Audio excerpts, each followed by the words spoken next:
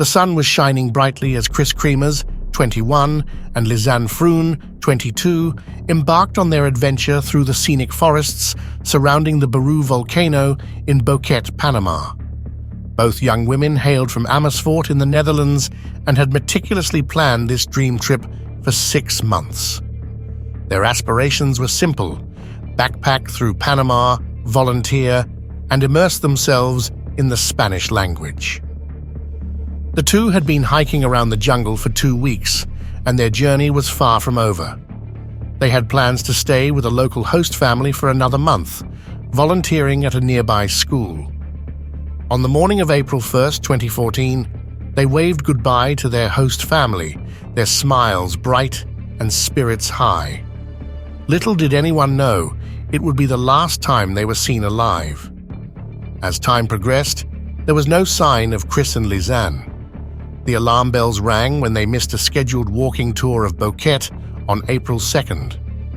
A frantic search ensued, with rescue workers scouring the jungle and nearby villages. By April 6th, hope was dwindling. Determined to find their loved ones, the girls' families flew to Panama, accompanied by Dutch detectives. 10 days of relentless searching yielded no results. But then, a glimmer of hope. A local woman found a blue backpack near a riverbank.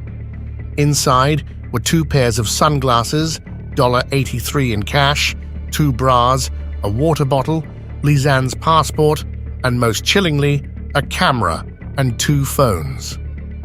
The camera held 90 haunting photos, taken deep within the jungle between 1 a.m. and 4 a.m. on April 8th. Most of the images were shrouded in darkness, but a few were clear. They depicted the girls' belongings scattered on rocks, plastic bags, candy wrappers, and mounds of dirt. One particularly eerie image showed the back of Kris's head, possibly stained with blood. Phone records painted a desperate picture. Over 4 days, 77 attempts were made to call the police using emergency numbers from both the Netherlands and Panama. Only 1 call connected, but it was cut short after 2 seconds due to poor reception. The grim discovery continued. Kris's clothes were found neatly folded by the river. 2 months later, a pelvic bone and a foot, still encased in a boot, were discovered in the vicinity. The remains of both women were eventually found. While Lisanne's bones seemed to have decomposed naturally, Kris's bones were eerily white, as if bleached. Theories about their disappearance abound. Some believe the girls met with a tragic accident. Others speculate foul play, pointing to the mysterious photos and the state of Kris's remains. A former detective from Amsterdam even theorized that Kris might have been trafficked. Despite the myriad of theories, the truth remains elusive. Dutch authors Marja West and Jurgen Snoeren, after extensive investigation, concluded in their book, Lost in the Jungle, that the girls' deaths were accidental, possibly due to flash floods typical to the region. The tragic tale of Kris and Lizanne is a poignant reminder of the unpredictability of life. Their story, filled with hope, dreams, and a thirst for adventure, ended in a mystery that continues to baffle those who search the truth. In September 2019, 2 siblings, Tylee Ryan and JJ Vallow, vanished without a trace, leading to one of the most perplexing and tragic missing persons cases in recent memory. 17-year-old Tylee Ryan was last seen with her family at Yellowstone National Park on September 8, 2019. Her younger brother, 7-year-old JJ Vallow, was last seen a few weeks later at Kennedy Elementary School on September 23, 2019. Despite the alarming disappearance of her 2 children, their mother, Lori Vallow, proceeded to marry Chad Daybell on November 5, 2019. This marriage raised eyebrows, especially considering that Chad's previous wife had passed away just a month prior in October 2019. When Idaho police attempted a welfare check on JJ in late November, Lori claimed he was with other family members in Arizona. However, this story quickly fell apart under scrutiny. By the time officers returned the next day, Lori's Idaho residence was deserted. The couple had relocated to Hawaii, where they were living in a rental townhome. The investigation into the children's disappearances was publicized on December 20th, 2019. Lori missed a court-ordered deadline to produce the children by January 30th, 2020. In a concerning development, it was reported in early February that Tylee's cell phone had been found among Lori's possessions in Hawaii. On February 20th, 2020, Lori Vallow was apprehended by Kauai police and faced multiple charges related to the children's disappearances.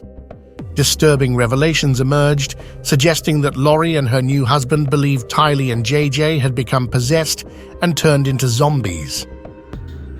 The case took a heart-wrenching turn on June 9, 2020, when authorities discovered the remains of Tylee and JJ in the backyard of Vallow-Daybell's residence in Salem, Idaho. JJ's body was found wrapped in plastic and bound with duct tape, while Tylee's remains had been dismembered and burned. Vallow-Daybell was subsequently charged in connection with the deaths of the two children. Eureka, a quaint town nestled in the heart of California, was known for its breathtaking landscapes and serene waters. The town, with its rich history and tight-knit community, was a haven for those seeking solace in nature. Ryan Slough, a tranquil stream just north of the town, was a testament to this serenity.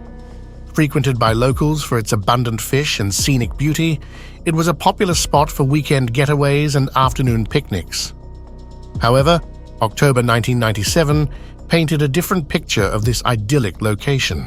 A local duck hunter, a man who had spent countless hours by the slough, made a discovery that would forever change the narrative of Eureka. As he set out with his gear, looking for a spot to settle down, he stumbled upon a gruesome sight, a dismembered torso, carelessly discarded on the muddy banks of the tidal slough. The news spread like wildfire. Local newspapers, television channels, and radio stations were abuzz with speculations, theories, and fears. The community, which once felt safe, letting their children play by the slough or taking evening walks, now looked over their shoulders, haunted by the discovery. Who was she? How did she end up here? Was it a local crime or the work of someone passing through? The woman, hauntingly referred to as the Torso Girl by the media, became the face of a mystery that would remain unsolved for decades. Law enforcement was quick to act. The area was cordoned off, and a thorough search was initiated. Dive teams scoured the waters, K-9 units combed the surrounding woods, and helicopters hovered overhead, hoping to find any clue that could shed light on the identity of the victim or the circumstances of her death. But the waters of Ryan Slough, as if guarding a secret, remained silent. In the days that followed, the community came together in an unprecedented manner. Vigils were held, and the local church became a refuge for those seeking answers and solace. The town, which had seen its fair share of ups and downs, was united in its grief and determination to bring justice to the Torso Girl. Kerry Ann Cummings was more than just a name or a face in a newspaper. Born in the vibrant 1970s, she was a beacon of dreams, aspirations, and youthful exuberance. Those who had the privilege of knowing her often spoke of her infectious laughter, her keen artistic talents, and her insatiable zest for life. With sparkling eyes and a heart full of dreams, Carrie was the embodiment of hope for a brighter tomorrow. But life, with its unpredictable twists and turns, had other plans. Beneath the radiant smile and vivacious personality, Carrie battled her own set of demons. Mental illness, a topic often stigmatized and misunderstood, cast a looming shadow over her vibrant spirit. The challenges of navigating a world that often lacked understanding and empathy for her condition became a daily ordeal. In 1997, perhaps seeking a fresh start, an escape, or simply a break from the routine, Kerry ventured out of her comfort zone. She left her familiar surroundings to couch surf in the bohemian town of Eugene, Oregon. Known for its artistic community and free-spirited vibe, Eugene might have seemed like the perfect refuge for someone like Kerry. But as days turned into weeks and weeks into months, the lifelines connecting her to her past began to fray. Her family, especially her doting sister Kathy, tried desperately to bridge the growing chasm. They reached out through phone calls, letters, and any means possible, hoping to re-establish the bond that once seemed unbreakable. But the silences grew longer, and the echoes of Kerry's laughter began to fade. The Cummings family's ordeal was compounded by the bureaucratic hurdles they faced. They reached out to law enforcement agencies, community groups, and even private detectives in a desperate bid to trace Kerry's steps. But the system, with its rigid protocols and lack of empathy, often turned a deaf ear. Kathy, in her relentless quest, would often find herself lost in the vast expanse of the internet, looking for any mention of her sister, any clue, any sign that might lead to her whereabouts. The weight of not knowing, the agony of imagining the worst, and the flicker of hope that refused to die became a constant backdrop to their lives. In the shadows of Eureka's picturesque landscapes and the mystery of the Torso Girl lurked a sinister figure, a man whose actions would send ripples of horror throughout the community. Wayne Adam Ford, on the surface, seemed like any other long-haul trucker.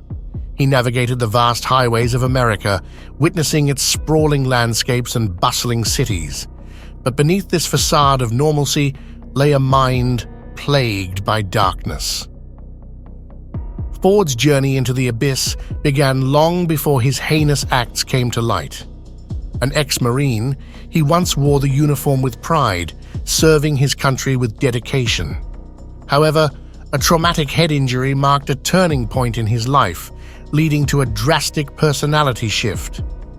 The man who once stood tall began to harbor unspeakable urges, a growing darkness that would soon consume him. By 1998, Ford's inner turmoil had manifested into a series of horrifying actions. Women, many of whom were vulnerable hitchhikers or individuals on society's periphery, became his targets. Each encounter was marked by a chilling pattern of brutality, a dance of death that Ford orchestrated with meticulous precision. The town of Eureka would forever be scarred by his confession in November 1998. Walking into the Humboldt County Sheriff's Office, Ford, with an eerie calmness, laid bare the depths of his depravity. He spoke of his encounters, of the lives he had snuffed out, and of the Torso Girl. His recollections, though riddled with inconsistencies, painted a terrifying picture. Ford spoke of a hitchhiker, a young woman with dreams and troubles of her own. She had shared snippets of her life with him, tales of personal battles, perhaps a child custody case or a tumultuous relationship. But in Ford's twisted world, her fate was sealed from the moment their paths crossed. The community grappled with a mix of horror, disbelief, and anger.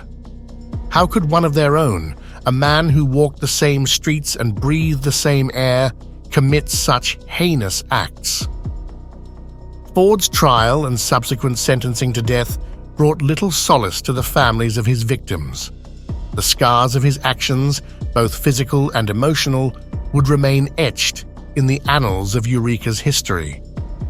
In an era marked by rapid technological advancements, the power of DNA science emerged as a beacon of hope for countless unsolved mysteries. The Torso Girl case, which had remained in the cold files of the Humboldt County Sheriff's Office, was one such enigma. Despite having a DNA sample, the identity of the woman remained elusive. The haunting question of who was she echoed in the corridors of the sheriff's office and in the hearts of the community. The breakthrough came in an unexpected form. In 2021, with renewed determination and the advancements in forensic genealogy, the HCSO's Cold Case Unit took a bold step. They collaborated with Othram Inc., a cutting-edge private lab that had made waves in the field of forensic genealogy. The goal was clear: to breathe life into the DNA sample and trace the lineage of the Torso Girl. Othram's team, with their meticulous research and state-of-the-art techniques, embarked on a journey through time. They constructed a genetic family tree, tracing branches and roots that spanned decades. This intricate web of connections led them to a potential close relative, a glimmer of hope in the long-standing mystery. The revelation was staggering. The relative confirmed that a family member, Kerry Ann Cummings, had vanished without a trace in the mid-1990s. The final piece of the puzzle fell into place when Kerry's sister, Kathy, stepped forward. With bated breath, she provided her DNA, seeking answers to the agonizing questions that had haunted her for years. The results were undeniable. The DNA was a match. The Torso Girl, a name that had become synonymous with mystery and tragedy, finally had an identity: Kerry Ann Cummings. The identification was more than just a testament to the prowess of DNA science. It was a poignant reminder of the countless lives that intersect, the stories that remain untold, and the indomitable human spirit that seeks truth and justice. For the Cummings family, while the revelation brought a sense of closure, it also opened old wounds. Yet, in their grief, they found solace in the knowledge that Kerry's story would be remembered, not as a cold case, but as a testament to the power of perseverance, love, and science. The vast, arid landscapes of Nevada have long held secrets beneath their sandy surfaces. In 1978, one such secret was unearthed, casting a shadow over the small town of Imlay. Nestled 2 hours north of Reno, Imlay was the kind of place where everyone knew everyone, and mysteries were few and far between. But on a fateful day in October, a chilling discovery would change that forever. A shallow grave, barely concealing its grim contents, was stumbled upon by a local. Inside, a garment bag, weathered by time and the elements, held the badly decomposed remains of an unidentified individual. The discovery sent shockwaves through the community and ignited a fervor among law enforcement. Who was this person? How did they end up here? And most importantly, what circumstances led to their untimely demise? The identity of the remains became one of Nevada's most haunting mysteries. The story of the unidentified remains in the garment bag would remain unsolved for decades, leaving a trail of questions, heartache, and a desperate search for answers. But behind every cold case, there are names, faces, and stories waiting to be told. This is the tale of Florence Charleston, a woman who left her home in search of a new life, only to become the center of a 45-year-old cold case mystery. Florence Charleston, affectionately known to her loved ones as Dolly, hailed from the bustling city of Cleveland. With a heart full of dreams and a spirit that yearned for adventure, she was a woman who embraced change. As she entered her late 60s, a period when most would consider settling into the comforts of routine, Florence chose a different path. A path that led her to the picturesque landscapes of Portland, Oregon. The Pacific Northwest, with its towering pines and misty mornings, was a stark contrast to the urban sprawl of Cleveland. But for Florence, it was a fresh start, a chance to reinvent herself. Accompanying her on this new journey was a new boyfriend, a companion with whom she hoped to share the next chapter of her life. Family and friends back in Cleveland received letters filled with Florence's tales of her new life. The vibrant farmers' markets, the tranquil hikes, and the cozy cafes she frequented. But as time wore on, the letters became infrequent, and then they stopped altogether. The silence was deafening. Questions arose. Was Florence too engrossed in her new life to write? Or was something more sinister at play? As the years passed, the lack of communication became a heavy cloud of worry for her family, especially for her niece, Diane Liggett. The once vivid tales of Portland adventures faded, replaced by an unsettling quiet. The woman who had once been the heart of family gatherings, the storyteller, the adventurer, had vanished, leaving behind a void filled with uncertainty and concern. Little did they know that hundreds of miles away, in the desolate landscapes of Nevada, the key to Florence's mysterious disappearance lay buried, waiting to be discovered. Diane Liggett was just a teenager when the whispers began. Hushed conversations between family members, the worried glances exchanged at family gatherings, and the palpable sense of unease that settled over the household. Her Aunt Dolly, the vivacious woman who had regaled her with tales of far-off places and life's little adventures, had become the subject of these whispered concerns. As the years went by, Diane grew from a curious teenager into a thoughtful adult, but the mystery of her aunt's sudden silence remained an ever-present shadow. Every unanswered letter, every missed birthday, and every passing holiday deepened the void left by Florence's absence. Diane often found herself gazing at old family photos, tracing the lines of her aunt's smiling face, and wondering, was she happy in Oregon? Did she find what she was looking for? Was she safe? The weight of the unknown bore heavily on Diane's heart. Nights were often spent pondering the myriad of possibilities. Had Florence decided to cut ties and start anew, leaving her past behind? Or had something more ominous befallen her in the vast expanse of the Pacific Northwest? Diane's memories of her Aunt Dolly were tinged with both warmth and sorrow. The joyous moments they shared, the laughter, the stories, all juxtaposed against the haunting backdrop of her unexplained disappearance. Was she happy or not? Was she safe? These questions became a recurring refrain in Diane's mind, a haunting melody that played over and over. But the most heart-wrenching realization was yet to come. A discovery in a remote town in Nevada would soon provide answers to questions Diane had carried for decades. The town of Imlay, Nevada, was not accustomed to the spotlight, but on October 26, 1978, it found itself at the epicenter of a mystery that would baffle investigators for decades. The discovery of decomposed remains in a garment bag was a grim revelation that sent shockwaves through the community. The Pershing County Sheriff's Office was the first to arrive at the scene. Alongside the remains, they found women's clothes, hinting at the identity of the deceased. An autopsy was promptly conducted, revealing that the badly decayed body likely belonged to a middle-aged woman. However, the cause of death remained elusive, adding another layer of complexity to the already perplexing case.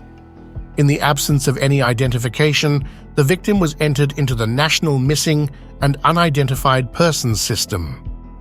The description was that of a woman, approximately 5'5" in height, with distinctive red or auburn hair. There were also indications that she might have been left-handed. Among the clothing items found with her remains were a dark green sweater with a white safety pin attached, dark green pants, and a long-sleeved pink sweater. By the spring of 1979, the gravity of the case prompted the involvement of the Nevada State Police detectives. Armed with the latest investigative techniques of the time, they embarked on a mission to identify the woman and bring her perpetrator to justice.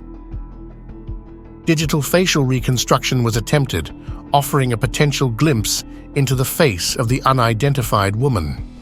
Dental records were compared with missing persons and unsolved cases in hopes of finding a match.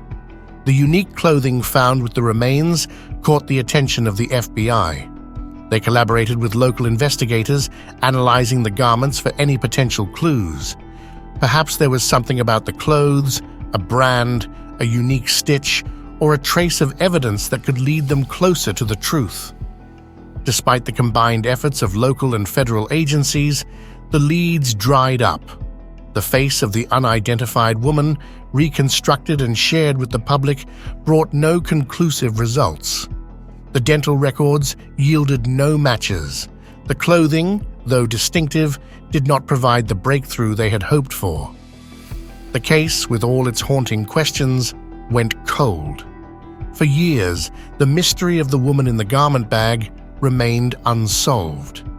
But as with all cold cases, there's always the hope that one day, a new piece of evidence, a fresh perspective, or an advancement in technology could reignite the investigation and bring long-awaited answers. The vast desert landscapes of Nevada, with their endless horizons and starry nights, have a way of keeping secrets. And for over 4 decades, the identity of the woman found in the garment bag remained one of its most closely guarded mysteries. The case files, once bustling with activity, grew dusty with time. The fervor and urgency that once surrounded the investigation faded, replaced by a resigned acceptance that this was one puzzle that might never be solved. But for the detectives who had worked on the case, the unidentified woman was not just another file in the archives. She was a constant reminder of the challenges and frustrations that come with the territory. Every unsolved case leaves a mark, and this one was no exception. Years turned into decades. The original detectives retired, passing the torch to a new generation of investigators. The world outside changed rapidly, with technological advancements revolutionizing every field, including forensic science. Yet the woman in the garment bag remained an enigma. In October 2022, a young and determined Nevada State Police detective named Sean Coaster took over the cold case. With fresh eyes and a renewed sense of purpose, he delved into the files, retracing the steps of his predecessors and looking for any overlooked details. By March of the following year, a significant breakthrough was on the horizon. The Nevada State Police decided to collaborate with Othram Inc., a Texas-based private forensic genealogy lab known for its success in cracking numerous cold cases nationwide. With advancements in DNA technology, there was hope that the unidentified woman's genetic material could provide the answers that had eluded investigators for so long. Othram's team worked diligently, extracting DNA from the remains and developing a comprehensive profile. Their goal was clear: to find a genetic match, a relative, someone who could finally put a name to the face of the unidentified woman. The process was meticulous and time-consuming, but the potential reward was immeasurable. For Diane Liggett and her family, the possibility of finally getting answers about Aunt Dolly's fate hung in the balance. The journey to uncover the truth was far from over, but a new chapter was about to begin. In the realm of forensic science, DNA has often been hailed as the ultimate key to unlocking the mysteries of the past. Its unique code, specific to each individual, holds the potential to connect the dots in ways previously thought impossible. And for the cold case of the unidentified woman in the garment bag, DNA would prove to be the beacon of hope that would illuminate the path to the truth. Othram Inc., with its state-of-the-art facilities and a team of dedicated geneticists, set to work on the DNA sample extracted from the remains. Their objective was clear: to develop a comprehensive DNA profile that could be cross-referenced with genealogical databases, potentially leading to a match with living relatives. Weeks of meticulous analysis bore fruit when the DNA profile led investigators to 2 potential matches: nieces of the unidentified woman still residing in Ohio. The genetic connection was a significant lead, offering a tangible link to the past and a potential identity for the woman who had remained nameless for so long. On a seemingly ordinary day in April, Diane Liggett's phone rang. The caller ID displayed an unfamiliar out-of-state number. Hesitant but curious, she answered, only to be greeted by the voice of Detective Sean Coaster. The words he spoke would forever change the trajectory of Diane's quest for answers. He had been trying to reach her and her cousin Donna with news about a set of 45-year-old human remains. The emotional weight of the moment was palpable as Diane, with a mixture of hope and trepidation, asked, "You found my Aunt Dolly?" The subsequent days were a whirlwind of emotions and revelations. Othram Inc. was able to conclusively match the unidentified remains to Florence Charleston, using a DNA sample from Diane's cousin. The mystery that had spanned over 4 decades was finally unraveling, piece by piece. For Diane and her family, the news was bittersweet. The relief of finally knowing the fate of Aunt Dolly was juxtaposed against the sorrow of her tragic end. The joy of discovery was tinged with the pain of loss, but amidst the tumult of emotions, one sentiment stood out: gratitude. Gratitude for the power of science, for the tenacity of investigators, and for the closure that had been so long in coming. As Detective Sean Coaster relayed the findings, Diane felt a myriad of emotions wash over her. There was the initial shock, the disbelief that after all these years, the mystery surrounding her Aunt Dolly had been unraveled. Then came the overwhelming sorrow, the realization that the adventurous, spirited woman she remembered had met such a tragic end. In the days that followed, Diane found herself immersed in memories of her aunt. She remembered the sound of Florence's laughter, the stories she'd tell, and the way her eyes lit up with mischief and wonder. She recalled the family gatherings, the holidays, and the simple moments that now held so much significance. The news of the identification rippled through the family, bringing with it a mix of relief and heartache. For years, they had held onto the hope that Florence was out there somewhere, living a life full of adventures. The truth, though painful, brought closure. It was a chance to mourn, to remember, and to celebrate the life of a woman who had touched so many hearts. If you guys enjoyed today's episode, be sure to hit that like and subscribe button for all things true crime and the unsolved. It's been a pleasure narrating these today. I hope you all have a wonderful evening. Take care.